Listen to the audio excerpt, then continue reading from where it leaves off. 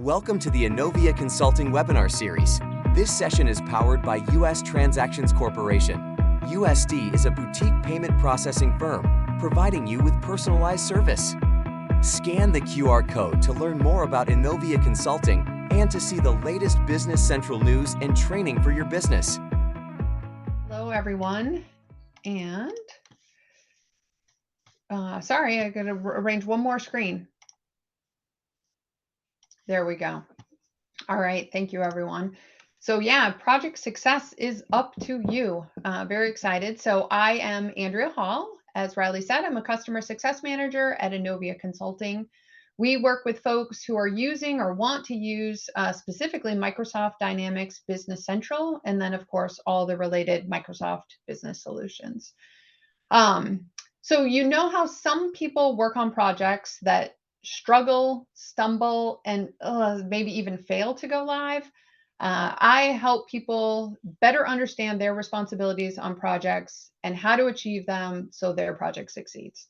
And I will show you an easy to follow game plan so that you can eliminate the fumbling and effectively drive your project to success. So before I joined Innovia on the partner side, the previous 20 years, I led IT and information systems teams on the client side. And my teams and I did a lot of software implementations across ERP, warehouse management, CRM, point of sale, just all sorts of big implementations. And the information that I'm going to share with you today comes out of that journey, and I'm really excited to share it with you. And this is how I'm going to do that. So we're going to level set on a few basic realities, and then I'm going to lay out exactly what you can and what you need to do on a project to stack the deck for success. Admittedly, my point of view is going to be skewed towards software and business systems, but these principles apply to any project, from building a warehouse or developing a new product to take to market. They really can apply to any project.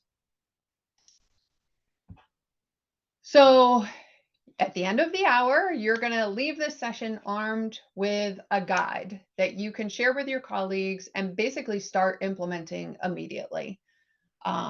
Again, it will apply to any type of project, and it also can be applied if you're about to start a project or if you're already in the middle of a project. It's never too late. If you're like, oh, we're already in the middle, that's okay. Just take this guide and just start running through it. And there's always opportunities to sort of use the knowledge you gain to improve what you're doing. So the session title is Project Success is Up to You, underline, capitalized. So who's this you we're talking about? So this is one of the very few interactive portions. I know we're not in the same room today, but just indulge me. This is a physical hand movement. Raise your hand. So raise your hand if you can answer yes to any of these questions. So who's been asked or told to be on a project team to make something happen? So if that applies to you, raise your hand. Who wants something to happen and has asked a team of people to make it happen? Who's here maybe currently on a project? You've been on one in the past. You know you're about to get put on a project team. Has anyone here been part of a project that they know could have gone better than it did? And then last question is, who here is interested in learning how to make projects succeed more reliably? So anyone who had a yes to any of those questions, hold your hand up big and high. Now take it, rotate it around, and start pointing your finger at yourself. You are the you we're talking about. Even more specifically, I mean you, the user, the client. So if you're here, we answered yes to any of those questions, in general want to learn more about projects and how to make them successful, we have got information for you today. So here's one more quick CPE question.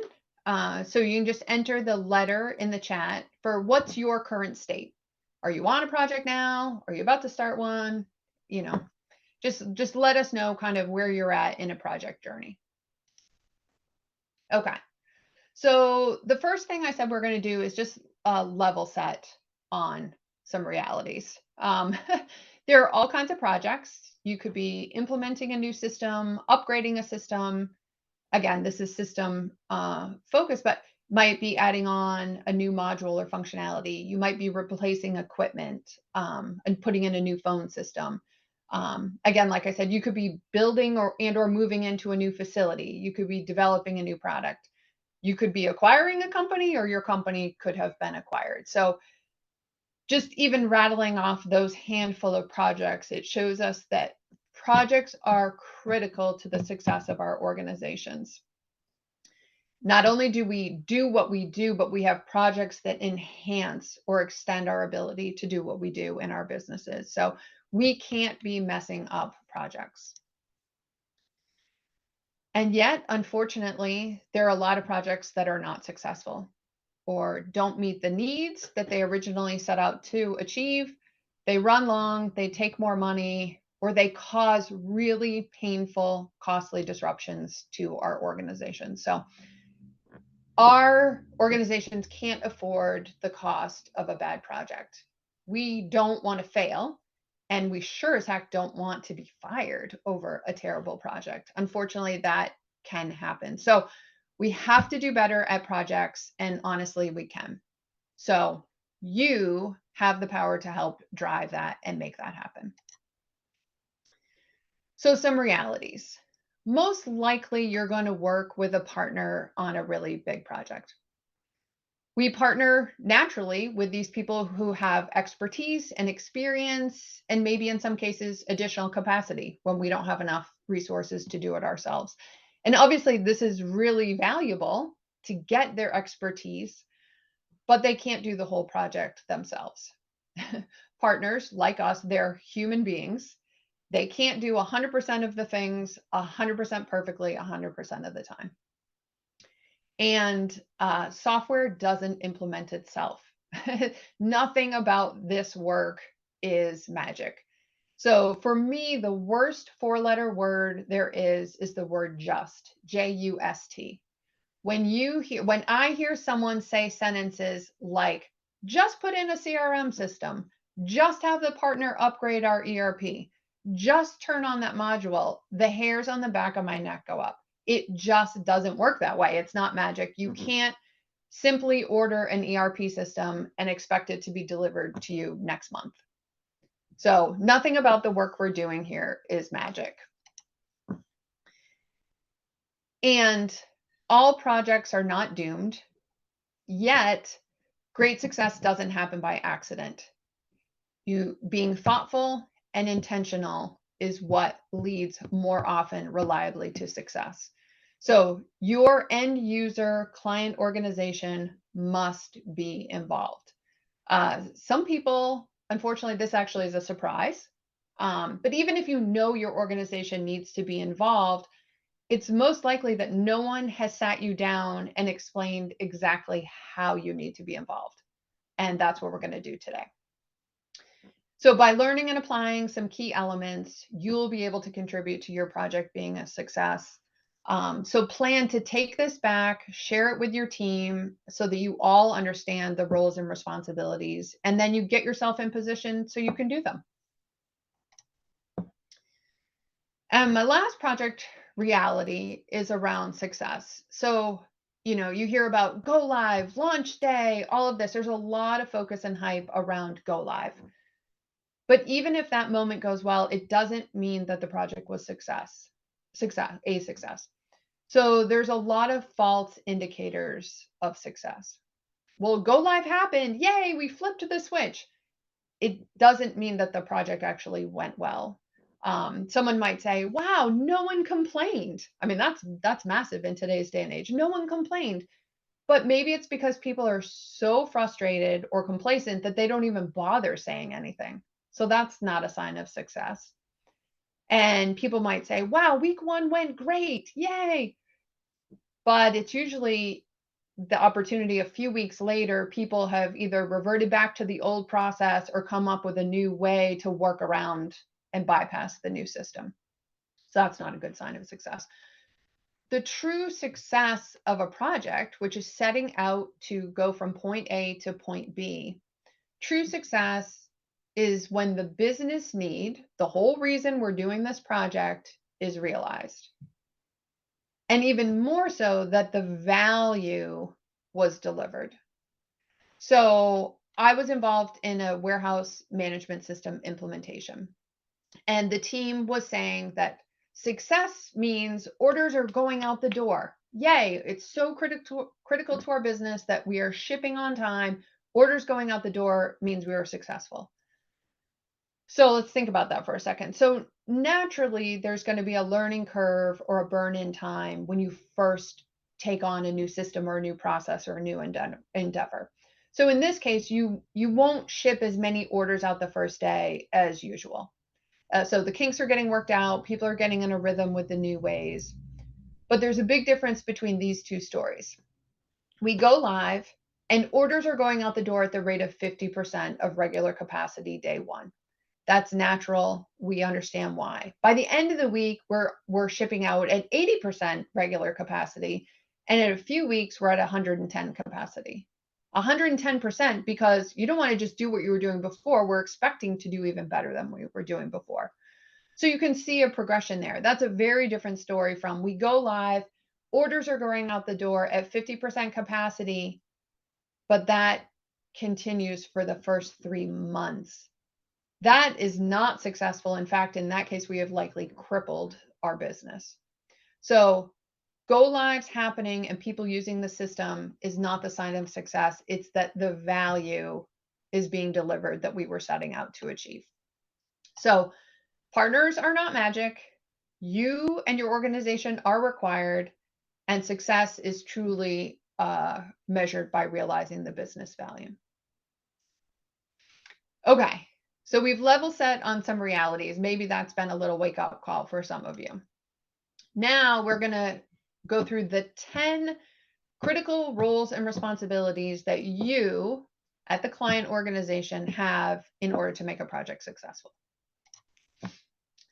So the first one is be engaged. Wow. Act like you want this project to succeed. You know, the partner didn't come to you and suggest that you do this project. Someone in the business thought that this was important. So you should plan to step up and put in effort and be engaged as if you want this project. Again, you don't get to just place an order. I want to order one of those, just deliver it to me. You need to be engaged, obviously. So this also means that various people across your organization need to be engaged. So it needs to be people from top senior management throughout the organization to potentially frontline workers. I was close to a company where the CFO was responsible for doing an ERP upgrade. So he hired a partner to do it. He had the backing of the C-suite, but they said their teams were too busy and the CFO never really got anyone else involved. He literally said, partner, please upgrade this and let us know when we should get retrained. Well, it was a mess. It was terrible. You know, they didn't have input. They weren't a part of it and they got trained. And there was a lot of frustration because it wasn't exactly how they did their business. So it was a year after that project went live when a friend of mine, a colleague, was hired. And on the first day, the owner of the company said, what will it take to implement a different system? Because this has been a disaster. So they spent money on the first project. They suffered inefficiencies for a year, and they were looking to invest on a whole second project. In this case, it wasn't the system. It wasn't that the system wasn't right. My friend orchestrated an initiative to listen to all the people involved, hear what the challenges were. They retrained people. They made some adjustments to the system to better fit their business processes. And then within 6 months, the view of the system changed and it was actually helping them run their business. So the lack of engagement, this cannot be done in a silo and you must be involved. The second one is executive support. So there should be someone at a high level that believes this project aligns with the organization's strategy and will deliver benefits. If your leader doesn't believe in this project, you should stop right now. Don't waste your time. in my previous organization, I would even say, like, had a regular saying, if you don't have a sponsor, you don't have a project. Because a sponsor is the one who, like I said, believes in this project, knows that it benefits the organization, and will help ensure that you get the resources you need, which is most likely money and people to make this project happen. And inevitably, there's going to be some challenge that comes up, and it is your senior leader who wants this project and believes in it. They're the ones who are going to be able to handle the challenges that come up. There might be conflicting priorities at the organization. This other project is happening, or funding needs to go to something else, and they'll stand up for this project and help remove any obstacles and keep it going. So when you're doing a project, you're going to be asked a lot of questions that need answers from you. Yes, as you go through any project, you're going to learn things along the way. But right now, you know more about your business, your needs, your challenges, and your future plans, your future intentions than your partner does. So you need to be prepared to answer a bunch of questions about the way that your business runs or the way you want it to run. Make sure you're putting people in the room that have knowledge. Keep in mind that there can be a big difference between what the manager thinks the process is and what the frontline worker thinks the process is. And oftentimes it's the frontline worker who knows what is really happening day to day. So you need to make sure that you're including the people that have the knowledge. You may need to consider if you need to pre-meet. Now, what does that mean? So we were doing a CRM implementation, and we knew that part of putting in this solution was going to be to support our sales process. Well, we didn't like our current sales process. We wanted to take this opportunity to revise it and improve upon it. So we actually, before we engaged with our partner to kick off the project, we had internal meetings, and it took a while. We considered various points of view, discussed the options, and then ultimately defined our ideal sales process. And we did it proactively so that when we arrived at the project, we all collectively knew what our answers were that we could then work with the partner on. Well, let's see. The other thing that I see happen that I just want to mention here too is a lot of times other people, if it's new, your first time into this area, the vendor says, well, how do you want to do it? And you say, well, what do other people do? And it is good to learn from others, because why recreate the wheel? Remember, though, that ultimately most things are not one size fit all. So I've been part of a project where we said, well, what do other people do? And we found out 4 or 5 other ways people did it. And that was interesting. None of them were actually a fit for what we needed to do. So while we wanted someone to provide the easy answer to us, we actually had to sit down and figure it out for our business and provide those answers to the partner. So it's important that you're going to be asked a lot of questions, and that you are prepared to get in the room, get the right people in the room, and answer them. So to me, project management is not just what greases the wheels. Project management is the liquid gold that greases the wheels of project management. So first, I will say that I would expect your partner to be showing up and having a project manager on their team for your project. If they don't, then that's something that you're going to want to talk about. Even when your partner has a project manager, it's not enough. You, the client organization, also need to have a project manager that will work with them, but can also work with your team and reach deeper into your organization in a way that your partner never can. So you're going to want this project manager to lead your team to contributing to define the tasks that need to get done. So probably your partner is going to show up and say, okay, here's the 100 tasks that need to get done over the next X months to get this project done. That's fantastic. They have a lot of experience that helped develop that list. Now you need to look at it and see what does that mean for you? Because your partner might say, "Oh, we need you to upload your bill of materials. That's one day. We've assigned one day. You're just going to upload them." But you might know that at your organization, you've suffered from your bill of materials really kind of being a mess, and leadership wants them audited and cleaned up. And in fact, not only that, you've got to review costing for all of these items. And this project is the time when you're going to make that happen. Well, that initiative in your organization could take weeks, and your partner only allocated one day for it. So you're going to have a valuable point of view that takes their prepared list and then applies it to the realities in your business and the way that you're working. As a project manager internal to your client team, of course, you're going to need to ensure that the people in your organization know their assignments, know their due dates, because you're going to be able to know who needs to do some of these tasks. And it probably will be by people who aren't even on the core project team, but you can help make sure people know what they need to do, hold them accountable to hitting those dates. As an internal project manager, you're also going to have a point of view that's really valuable to raise any issues that you see.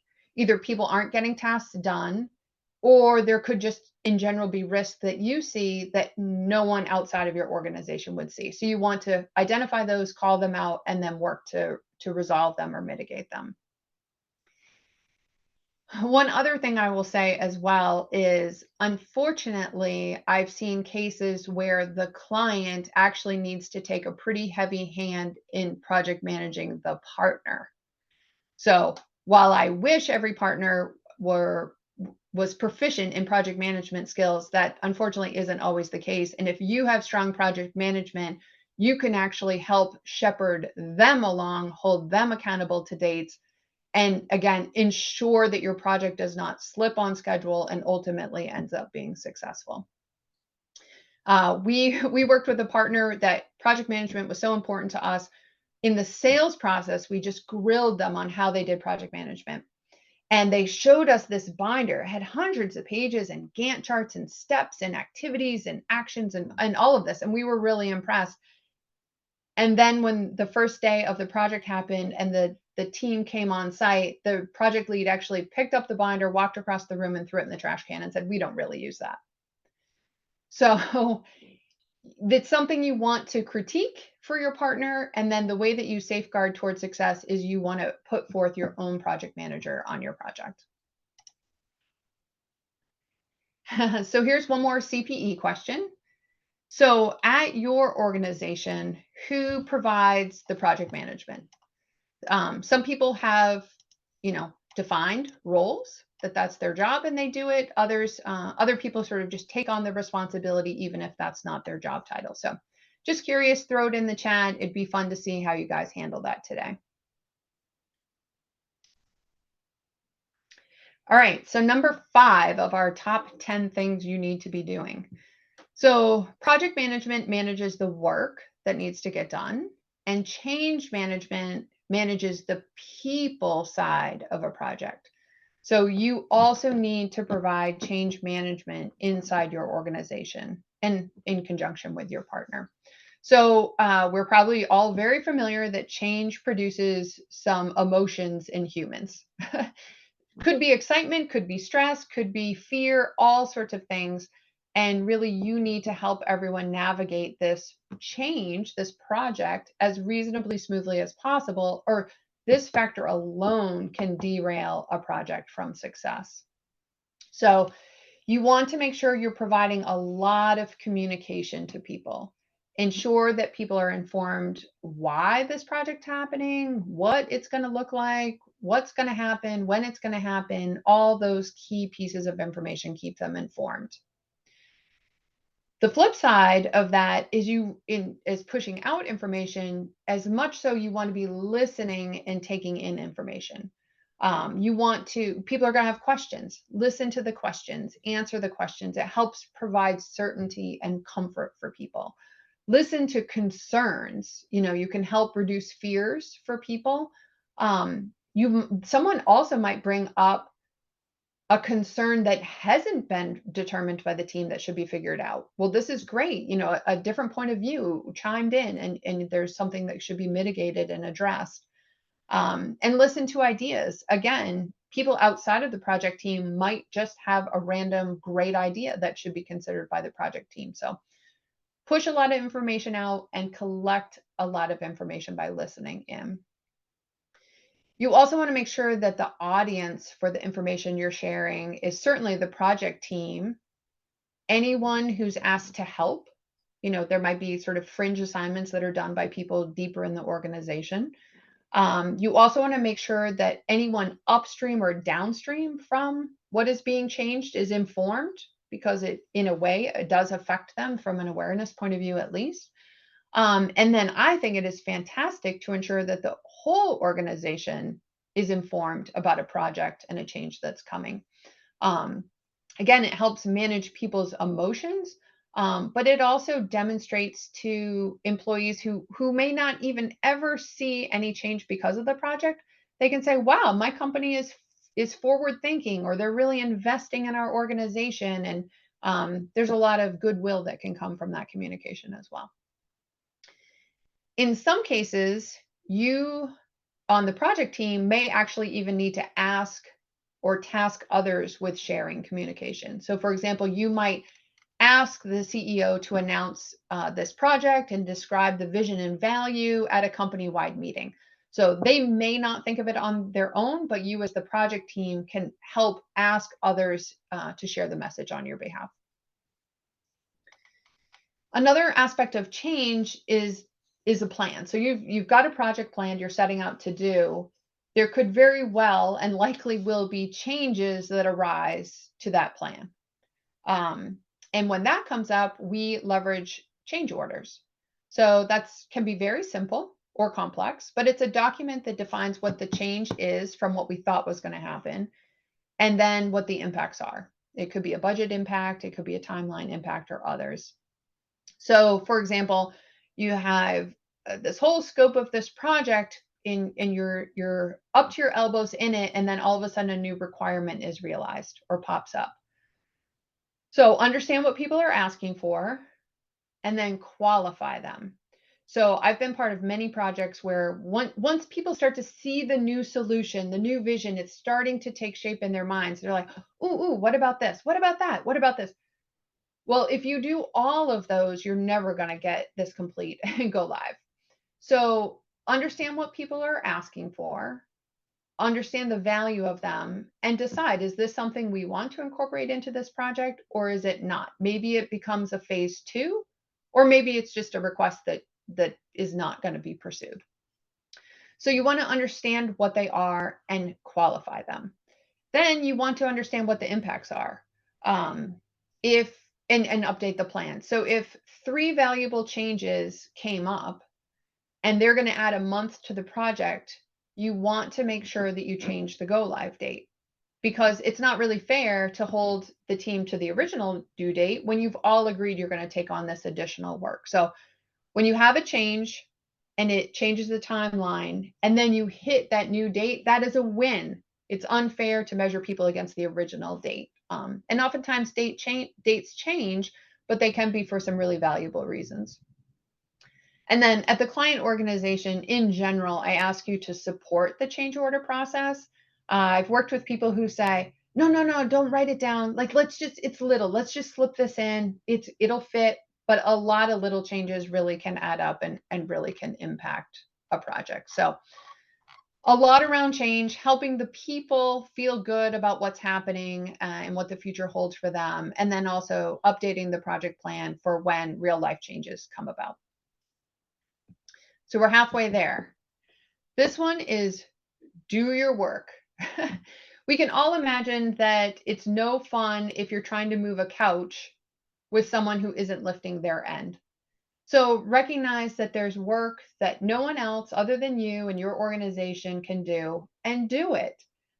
Do your assignments and do them on time, because it would be really hard to move a couch when you're standing there holding your end and your buddy says, oh, I was going to lift my end next weekend. Like there's a plan with dates and times and assignments. So step up and do your share of the work. Clients also really, really need to participate in testing. Your partner definitely should test to ensure that the system works or isn't broken. But you and you alone need to test and validate that it works in the context of your scenarios and your data. So test along the way. There's a phase in software projects called user acceptance testing. It's critical that you participate in this. Um, Also keep in mind that probably staff that you ask to test, that's not their normal job. So coach them on what testing is and what it means. Um, Let them know you expect things to be broken. They shouldn't freak out, and just guide them so that their testing experience is not alarming to them and effective. Participate in defining test scripts, again, to your specific scenarios. And when you find issues when you're testing, it is ideal if you on the client side can have someone triage the issues that people are reporting before you submit them to the partner for fixing. Um, the user might have made a mistake, they might have misunderstood the new process. You don't want to submit that as an issue to take up the partner's time, and notably partner's billable time to you, if you could have just explained to someone that they had made a mistake. So the other thing here is to do your training. A lot of times I've seen clients ask the partner to come in and do end user training. And while I think that's fine, I don't think that sets you up for optimal success, because your partner can train on the system, but this is a golden opportunity for you to reinforce your business processes and the reasons why you do things the way that you do, for internal efficiencies, for differentiation in the market. And you can put real scenarios and real stories around it and have much more effective training. So be a good person / organization. You would think this goes without saying, but it really does need to be said. So in the heat of battle, people can do some crazy things. I've seen some really crazy things I would never have expected, behavior and points of view and things that were said. And unfortunately, maybe you have too. Just keep this in mind. Be respectful and be honest. Most likely, everyone is working so hard on this project and has good intentions. They didn't mean to do something, that shortchanged what you were expecting. So be honest and communicate. And most notably, when something isn't going right. Everybody's nice and happy when things are going great, but when a challenge or obstacle comes up, it's really important to bring it up and discuss it. You expect this from your vendor as well. And keep in mind, if they are experiencing a challenge and they want to bring it to you and openly, honestly talk about it, please be open to that. Don't automatically be defensive and put up walls. Let's explore what they have to say and see if we can't work through whatever this challenge is. So not only is it a nice way to show up in the world being a good person, it actually can save you real time, real money, and reduce the risk of project failure. So I worked on a project, and our team normally provide our own project management. But this particular case, we had a really aggressive timeline, and we wanted to sort of stack the deck and bring in additional resources for the project team to help us hit this. So we decided to hire a contract project manager. And we thought, we're really good at project management, but who's better than someone who's like, this is their sole job in the world? So he was highly recommended, but he just wasn't fitting with us. Like, we moved quickly. We talked quickly. You might get a sense of that right now as this is happening. Like, we moved quickly, and his style was that he moved and spoke more slowly. And as silly as that sounds, it was a style thing. It just was creating issues for us. We sat down, we talked about it, and we actually decided to replace him with a different project manager. So we honestly talked about it. We made a decision. There were no hard feelings. Other people love working with him. It just wasn't a fit for us. So The next project manager was in lockstep with us, and we did great work together. That sounds maybe trivial, but if we had not addressed that, everyone would have been frustrated every day on the project, which just detracts from doing efficient work. It would have ruined our relationship, and frankly, it would have introduced a good amount of risk for our project. So be a good person, know people are trying their best, and if something's going a little bit sideways, just get together and talk about it. So I can assure you right now, on any project you're doing or will do, things will not be perfect and things will come up. There's just no chance that everything is going to go exactly as you imagined at the start. So some tips I have for you is don't let perfect be the enemy of good. You have probably heard that before, as well as 80% implemented is better than 100% not implemented. The biggest lift of your project is getting the project done and over the finish line. Now, it doesn't mean it has to be perfect and that you will never come back to this. I've had some great projects have a phase 2, phase 3, phase 4. Those are smaller bite-sized pieces that continue to be achieved, but the heavy lift is usually that first phase of just getting something launched. So focus on what are the essentials you need in order to get this live, then come back with add-ons, enhancements, additional features. The other thing is, so things will come up inevitably. It could be a key person on the team leaves the company, the client side or the partner side. Maybe a new version of software comes out in the middle of your project. Okay, what are we going to do about that? Or you always thought it was going to do something and you find out the system actually just doesn't work that way. So things are going to come up. Imagine that key requirements were missed. So we had great design sessions and discovery in the beginning, but here we are and we just realized, oh my God, we need this other thing we haven't talked about. It's okay. I didn't mean as a partner not to ask you. You didn't mean as a client not to mention it, but here we are. So let's deal with what comes up because inevitably is going to be, and then work to be part of the solution. Again, reasonable.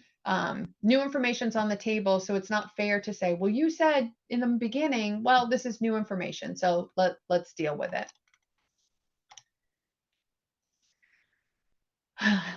So we know that life is going to happen within the project, and things outside the project might change. The economic landscape might change, availability of resources might change, companies get acquired and acquire other companies, like things are going to happen. From a project point of view, you want to avoid delays as much as possible. You want to manage them as best you can, because delays cost you and the partner time and money. The fact that it's pesky and an irritation is a whole separate thing, but it costs you time and it costs you money. So a delay could be caused as little as the client side, they just aren't getting their work done on time. Their due dates keep stretching. Well, this drags the entire project down. It is going to prolong it, more time and money. We had a situation where we were on a project and we were running behind schedule. And that happens sometimes. We couldn't risk going live before we were ready because that is dangerous. And we had to pause the project for operational peak season. So this is the critical time in their business. They had to stop this project and everyone focus, all hands on deck on peak season. Sometimes that happens. You need to know, though, that when you pick the work back up, it's going to take extra time to just get the wheels all turning again, to get everyone to remember where they were in their minds. And it's less sufficient. So I think, pauses sometimes have to happen, but they are going to increase the time and potentially the budget of your project. So I think of, if you've ever seen these incredible videos of people spinning 50 plates on sticks, they're spinning. to pause a project is like them setting them all down and picking them all back up again. That takes time to do, and you'll have to pay the price for it. So you want to make that decision with a lot of thought. It's also worth noting that if you have a real reason that you have decided that you need to pause the project, your partner, on the other hand, can't just have their whole project team sit and wait for you for the 6 weeks you need before you come back.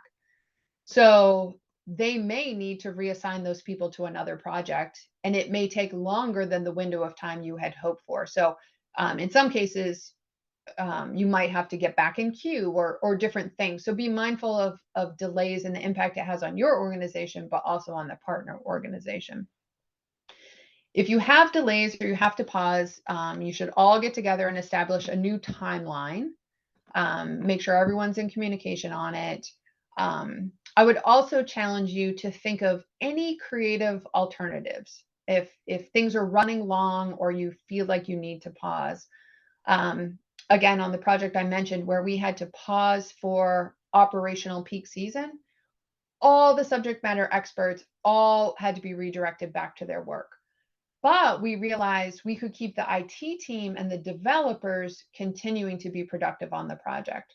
So when the subject matter experts came back, we'd actually made progress during this sort of pause time, and had a system that had progressed more than if we had all paused. So there may be creative ways to look at it to avoid sort of a hard pause or extra delays. All right, number 10, our final key responsibility for you guys in the client seat. So go live, launch day, everything everyone's been waiting for really can be the most time-sensitive point in a project. The entire project team must be available for go live.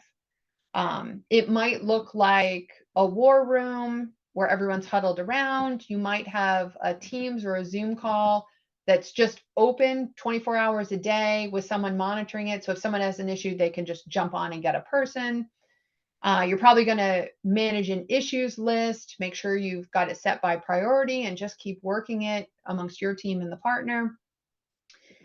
And I really, in my opinion, everyone needs to be involved around go live. And I love this story where I was at a go live site in a warehouse, and the CFO and the CEO were there.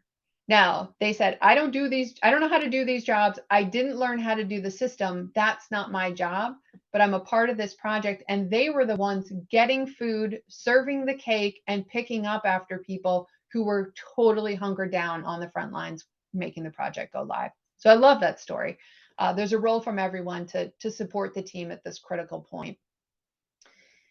It is super important to know, though, that go live day is not the end of the project. Stabilization, the period after go live, is a very real thing. So think you're going to go see this play, this great performance. The curtain goes up. That's go live day. Stabilization is the next 2 hours of the performance.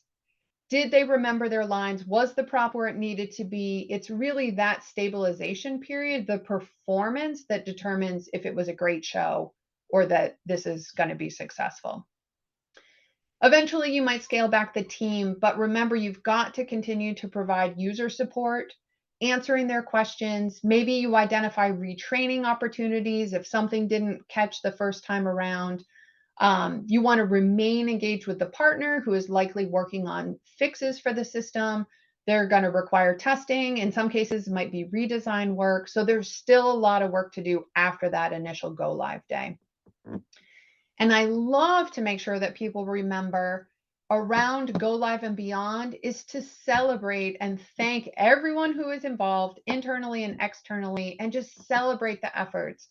I will even say, if you have a go live and a stabilization period that is difficult and challenging and frustrating, that happens sometimes. The team can recover that. It doesn't mean that you don't thank everyone for their effort getting you to this point. So there's a lot of people who put in a lot of work that deserve recognition at this point. And I always recommend doing a post-project review. What are all the things we did that worked great? to make sure we do them again next time? What didn't go well? How can we do better next time? This may be your one and only project in your whole life at this organization, but I doubt it, because projects can be big or they can be small, and you can increase your proficiency at project management and project execution skills so that you can serve your organization and do better next time as well. So keep in mind that this is your system and your business. You own this and will be with it and the people every day from here on out. Your partner is naturally going to at least take a step back, be there for support in the long run or whatever, or some cases wrap it up and move on to their next endeavor. So you own this. It's up to you to ensure that it meets all the business benefits that you were hoping to realize by doing this project. So those are the 10 roles and responsibilities for those of you sitting in the client seat.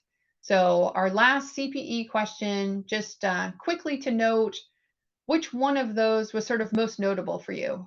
Caught your attention, surprised you, where you realized you hadn't done a great job last time when you were on a project, or you look forward to doing better in the future? So I'll quickly just give you 3 tips on how to sort of go back to work and achieve these 10. So 3 P's: preparation. So knowledge is power. You've attended this session, don't just file it away and move on with your life. Like, you can make a difference. One person can make a difference. Bring the information back, talk to your team, talk to your manager, talk to your people, and see how you can pursue fulfilling these 10 roles and responsibilities. If you can, even if you're in a project, but certainly if you're starting a project, how can you position yourself from a proactive point of view? Run through these 10 things. What business questions do we need to get answered to prepare to get in the room with our partner? Are there any things that we're starting out of the gate being unrealistic on? Our timing, whatever the case may be. So prepare for your project. The next one is people. Get the right people on the team and in the room. So think about who the subject matter experts are going to be. Think about high potential candidates. So not the person who's always been on every other project team, but someone who's really stood out lately, really sharp, eager, wants more, because there's nothing like a project to give someone the opportunity to be recognized for the potential you see in them and to gain new experiences. So figure out who you want to pull together on the project team, going from frontline all the way through to management. Understand the different roles that you need done on a project. So project management, subject matter experts, maybe even testers.